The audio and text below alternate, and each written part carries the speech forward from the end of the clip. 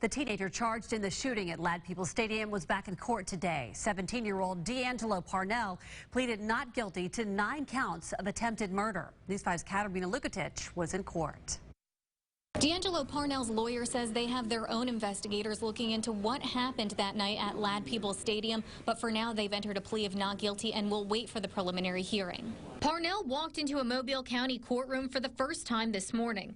Based on the surveillance video, police have said they believe he was the only shooter at Friday's game, but they are now looking at the possibility there was another. They say surveillance video shows that a fight broke out in the breezeway between 2 people in the 4th quarter. Parnell was not involved, but they say he did pull out a gun.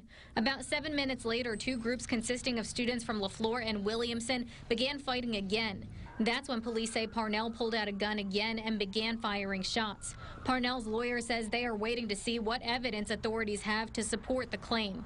The preliminary hearing is when we're allowed to finally get a look at what the state claims the evidence to be. At this level, we don't have a single.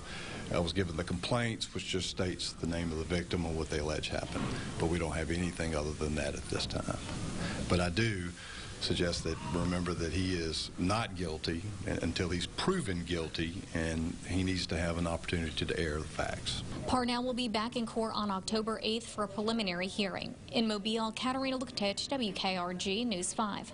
Those with our News 5 app were the first to learn about this update. Download our app to stay on top of stories like this when they break. It is free on Android and Apple devices.